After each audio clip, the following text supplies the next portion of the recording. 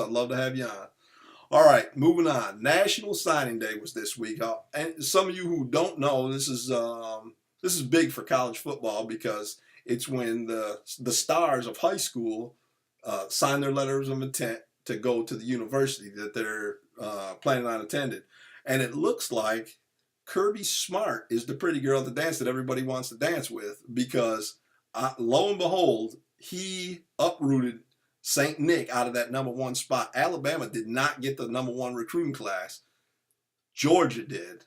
And he has embarrassment of riches in Athens. And I'm going to tell you what, I think that the Alabama Crimson Tide are going to be the national champs next year. But Kirby Smart is putting together something in Georgia, and I don't think it's going to come to an end anytime soon. I think he really knows what he's talking about, and those kids really, they just buy into what he's doing. They've got a freshman quarterback, and I think that the dogs are going to be a problem for some years to come. So we're going to have to wait and see, but that's the recruiting class they put together. Ohio State finished number 2 in recruiting, which I was talking about earlier. Urban Meyer seems like he can recruit anybody. He's got people committing and coming there, and he puts a lot of guys in the NFL, and that might be a big reason why, he ends up in the top 5 or 10 every year in recruiting. But where's the results? He had 2 national championships at Florida, and he's won a national championship. I'm not trying to diminish Urban Meyer. I'm not. I respect what he's done. I think that was a lucky national championship he got in 2014. I don't see it happening anytime soon. The class of college football, see, the Big Ten did so well in the bowl games this year that people really lose track of what's going on. The SEC, they get so much airplay, but I think top to bottom, the Big Ten is better than the SEC. And the Big Ten East is the best conference in football. I mean, the best division in football. It's sick how much talent is in the Big Ten East. But the big dog on the block is still Alabama.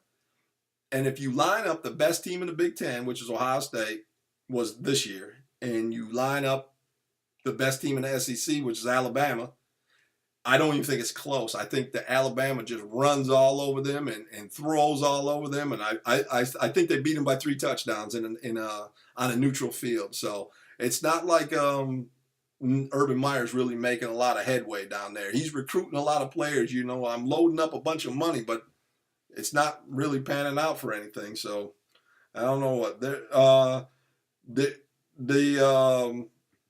the commissioner of the Big Ten should really take a look at the way that they have the Big Ten East set up, or the Big Ten in general, because you really have 3 top tier programs in the Big Ten East, being Ohio State, Michigan State, and Penn State, and then Maryland and Indiana are making huge improvements. If you don't know about them, go on Rivals or 247 and look at their recruiting class. I mean, these coaches are being able to recruit these players, and this is like I said, they need players. You need players, quality players on the field. They need to be fast, and they need to be able to hit hard and think for the quarterback and run fast and catch the ball. And you can't just have bums on the field and think that you're going to compete for a national championship. Shout out to our Michigan friends.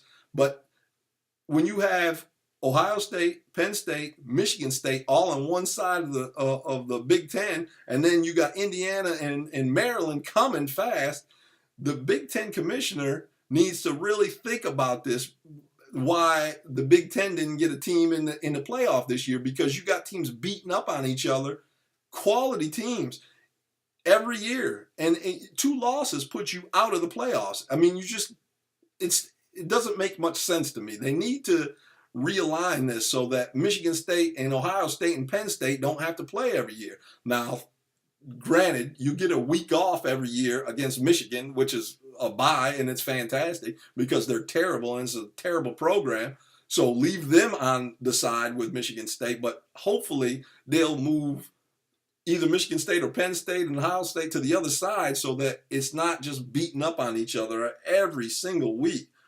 4 teams in the top 25 recruiting classes for the Big Ten. 4 in the top 25. And I think that Coach D'Antonio may have pulled off his greatest accomplishment this year with all that's going on at the university. And for him to end at the 31st best recruiting class in the country, and you gotta think about the players. Look at the names of the players that are coming in. They signed. I think Michigan State signed all their targets. I looked at it. I think that they signed all their targets. A lot of people are talking about Theo Day.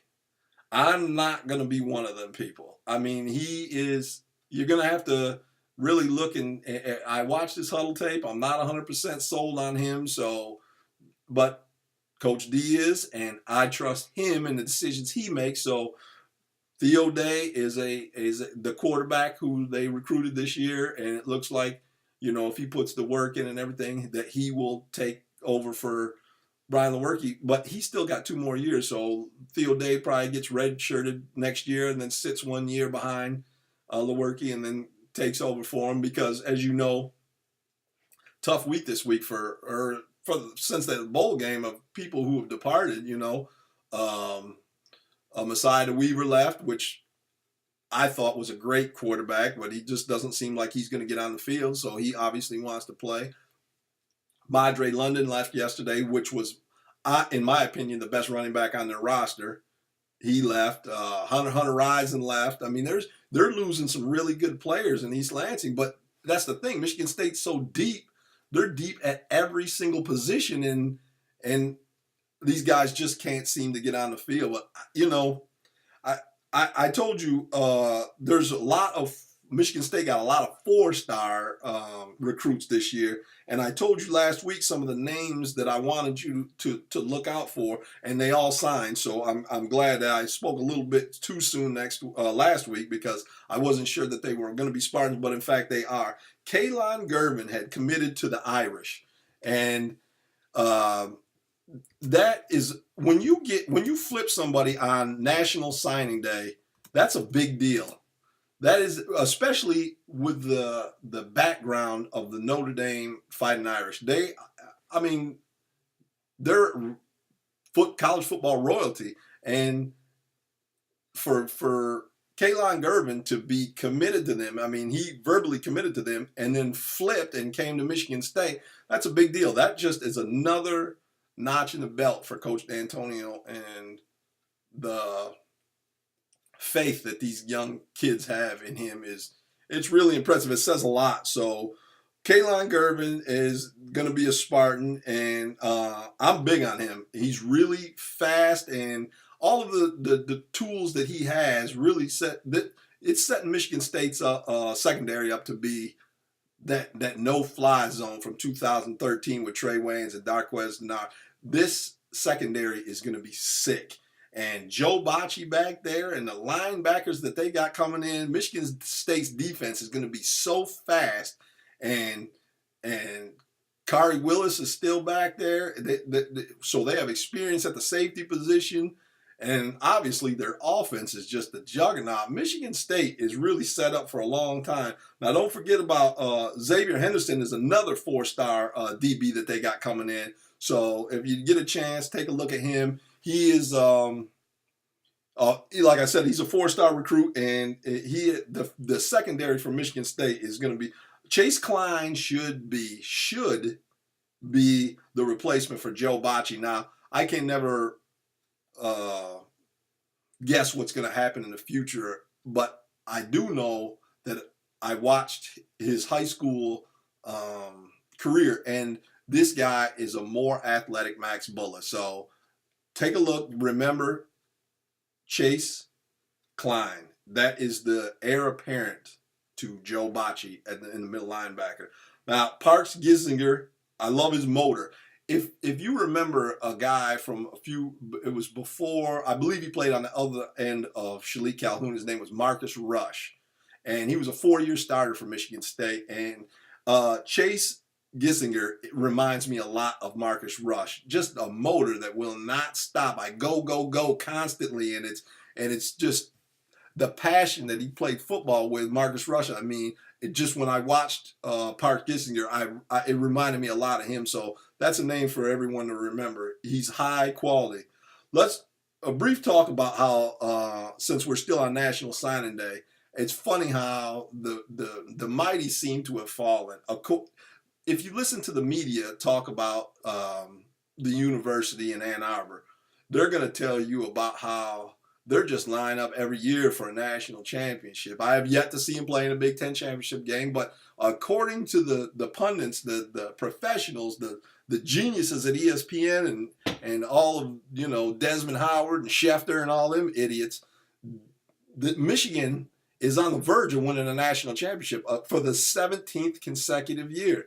Now, I watched their National Signing Day. Now, a couple years ago, you remember Jim Harbaugh was sleeping in tree houses and doing, whatever to try to get these recruits to come to town. And he ended up getting Rashawn, I think his name is Rashawn Gary, and whatever, his last name was Gary. And he was the #1 recruit in the country. And he signed with Michigan, and everybody's like, wow, this guy he's something. Well, I've watched him every year, and I haven't even, players jump off the screen when you watch them. When you're at the stadium, you see him, a quality player.